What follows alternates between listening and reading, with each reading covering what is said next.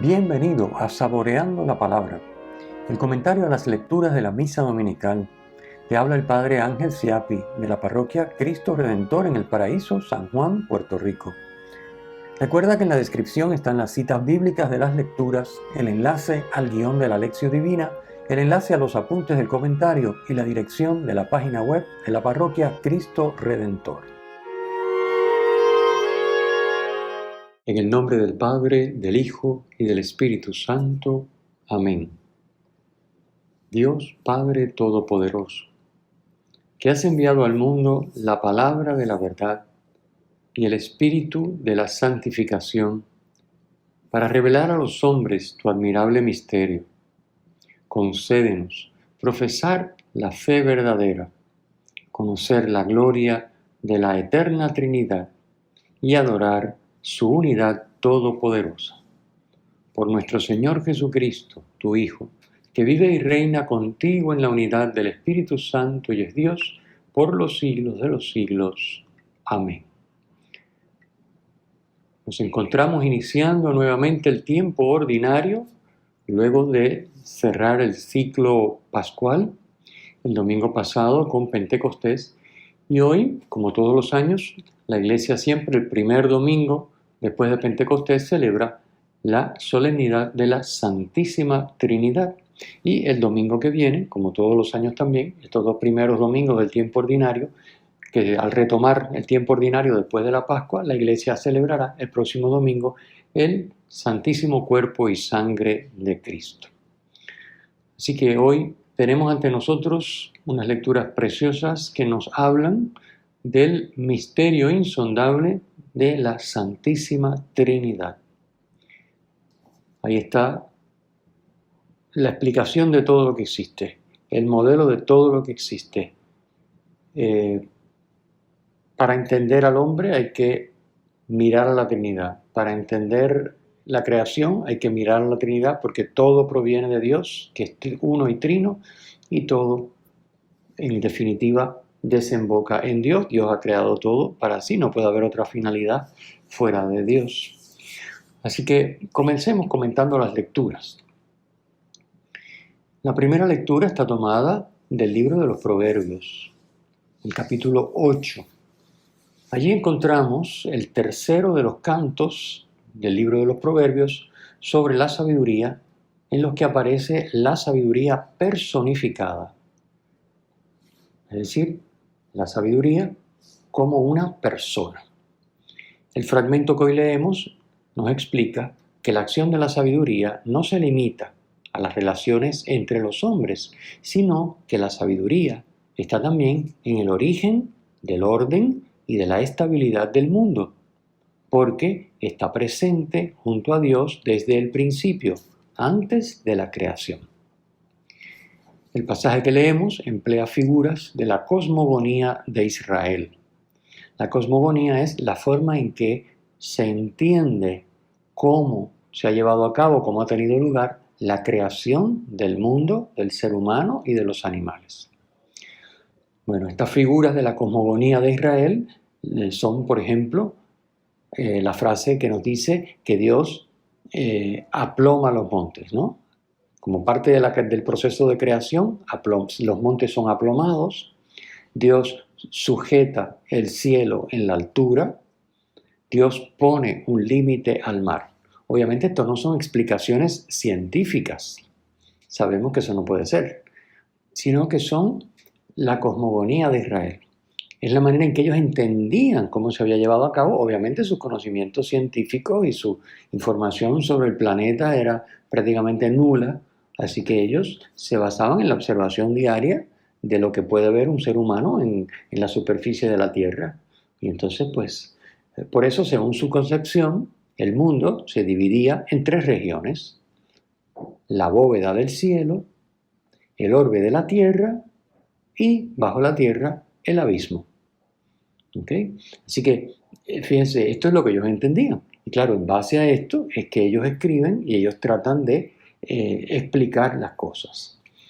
La sabiduría, nos dice el texto de hoy, estaba junto a Dios antes de que creara cada una de estas regiones. en las que ellos consideran que está dividido la creación, el cielo, la tierra y el abismo. La sabiduría estaba junto a Dios antes de que Dios creara el cielo, la tierra y el abismo. Y hermosamente dice el texto, la sabiduría jugaba con la tierra y se gozaba con los seres humanos. Es como si la sabiduría acompañara a Dios en el momento de la creación y se divierte y se goza con esa creación, con la tierra y con los humanos. Esta personificación de la sabiduría como algo de Dios y a la misma vez algo distinto de Él, prepara para la revelación del misterio de la Santísima Trinidad. Por eso esta lectura está puesta hoy como primera lectura. Recordemos, en el prólogo del Evangelio de San Juan, se dice, en el principio existía el Verbo, y el Verbo estaba junto a Dios, y el Verbo era Dios. Capítulo 1, versículo 1. Y en el versículo 3 del mismo capítulo 1 dice, todo se hizo por Él, y sin Él no se hizo nada de cuanto ha sido hecho. Así que Cristo es la sabiduría encarnada. Es el primogénito de toda criatura, como dice Pablo en Colosenses 1:15. Es el principio de la creación de Dios, como encontramos en el Apocalipsis capítulo 3, versículo 14. Pasemos a la segunda lectura. En este breve texto encontramos, texto de la carta a los Romanos de San Pablo, encontramos las tres virtudes teologales, fe, esperanza y caridad o amor, y encontramos también la mención de las tres divinas personas, Padre, Hijo y Espíritu Santo. En primer lugar, hay que decir que por medio de Jesucristo, Dios, Padre, nos reconcilió consigo, concediéndonos la justificación por medio de la fe. Y eso tiene como consecuencia que estemos en paz con Dios, como señala el texto. Por la fe tenemos acceso a la justificación, al perdón de los pecados y a la santificación. Esa es la justificación. Perdón de los pecados. Obviamente, sin perdón de los pecados no puede haber ningún tipo de relación con Dios. Dios tiene que unilateralmente, por nuestra fe en Él y nuestra petición de perdón, perdonar. No hay otra. Y luego, la finalidad no es solo perdonar los pecados, sino es ponernos en comunión con Él y llevarnos a participar de su vida divina, de su santidad. Por eso, perdón de los pecados y santificación. Esa es la justificación que sabemos que se da por la fe, por medio de la fe. A esto es lo que se refiere San Pablo cuando dice en el versículo 2, la gracia en que estamos. ¿Por qué? Porque es un don. La fe es un don y al alcanzar la justificación por medio de la fe, pues es un don. Y esa es la gracia o el don en que estamos, dice San Pablo. Nuestra santificación es obra y es don de Dios. Acogerla en plenitud es nuestra tarea como respuesta agradecida a su don. Por eso San Pablo dice que nos apoyamos en la esperanza de alcanzar la gloria de Dios. Es decir, esperamos que el obrar divino se manifieste en nosotros para alcanzar nuestra santificación. Esta esperanza no defrauda. ¿Por qué? Porque se apoya en que ya hemos recibido al Espíritu Santo, el artífice de nuestra justificación, de nuestra santificación. Como ya lo hemos recibido, tenemos ya la certeza absoluta, la seguridad de que ya está Dios obrando en nosotros y por lo tanto nuestra esperanza fundada en eso es que ese obrar divino en nosotros, obviamente con nuestra colaboración y nuestra anuencia, es decir, tenemos que permitirle a Dios, a ese Espíritu obrar en nosotros, Dios nos vaya transformando para llevarnos a participar en plenitud de su vida divina, de su santidad. Hemos recibido el amor de Dios con el Espíritu que se nos ha dado. Pero Falta dejarnos llevar a la perfección en la santidad a la que Dios nos ha destinado a cada uno, a ti y a mí. Falta crecer en ese amar como yo los he amado, que nos decía Cristo en la última cena, Juan capítulo 13, versículo 34. Falta crecer en ese amar como yo los he amado, es decir, en la vivencia del mandamiento nuevo de Cristo. En este proceso es de vital importancia perseverar en las tribulaciones, ya que si somos constantes a pesar de ellas, la acción de Dios acogida nos alcanza la virtud probada que da firmeza a nuestra esperanza. Comentemos ahora el Evangelio. El texto del Evangelio de hoy está tomado del relato de la última cena en el Evangelio según San Juan, que como sabemos abarca los capítulos 13 al 17 de dicho Evangelio. Hoy leemos un pequeño pedacito, unos versículos del capítulo 16.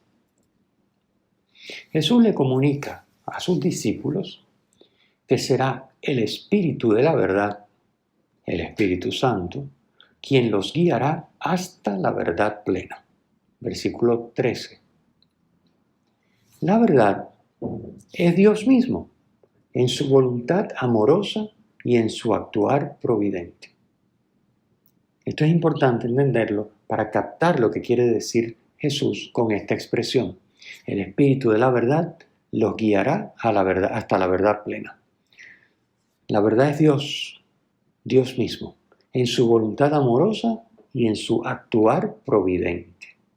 La verdad plena sería ir captando cuál es la voluntad amorosa de Dios sobre nosotros y sobre la historia. Y captar el actuar providente de Dios en nuestra vida y en nuestro entorno. Y eso obviamente, pues es algo que se va a dar paulatinamente a lo largo de nuestras vidas. Jesús ya había dicho, yo soy la verdad. Juan capítulo 14, versículo 6. En el momento de la despedida de Jesús, antes de su pasión, los discípulos no pueden abarcar la verdad plena, es decir, no pueden abarcar la voluntad amorosa de Dios y su actuar providente en todo lo que eso implica. Eso es lo que quiere decir. Jesús lo expresa con la frase, no pueden cargar con todas las cosas que le quedan por decirle. Jesús podría, obviamente Jesús es Dios, así que él podría decirle todo, pero ellos no pueden, ningún ser humano puede captar eso de golpe. Entonces necesitamos, con mucho esfuerzo, trabajosamente, discernimiento, oración, bueno, lo que ya hemos dicho tantas veces, meditación de la Escritura, frecuencia de sacramento, irnos abriendo para que Dios nos vaya revelando este espíritu de la verdad, nos vaya revelando la voluntad amorosa de Dios y su actuar providente en nuestra vida y en nuestro entorno. O sea, nos vaya revelando la verdad plena.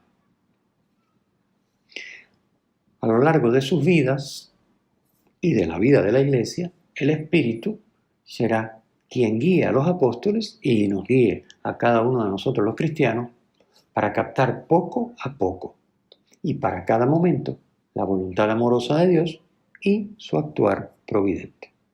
De este modo, los creyentes podemos abrirnos y colaborar para que Dios realice su plan en la historia. El Padre, el Hijo y el Espíritu Santo todo lo tienen en común. Son un solo Dios, la Santísima Trinidad que hoy estamos celebrando. Padre, Hijo y Espíritu Santo poseen en común la esencia divina. El Espíritu comunicará lo que es del Padre y del Hijo. Jesucristo dice que el Espíritu comunicará lo que recibe de Él, versículo 14. Podría decir igualmente que el Espíritu comunicará lo que recibe del Padre, pues, como nos dice en el versículo 15, todo lo que tiene el Padre es del Hijo. y todo lo que tiene el Hijo es del Padre.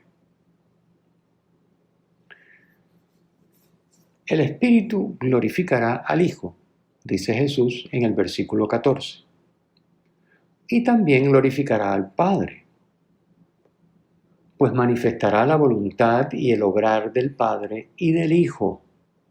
Son un solo Dios.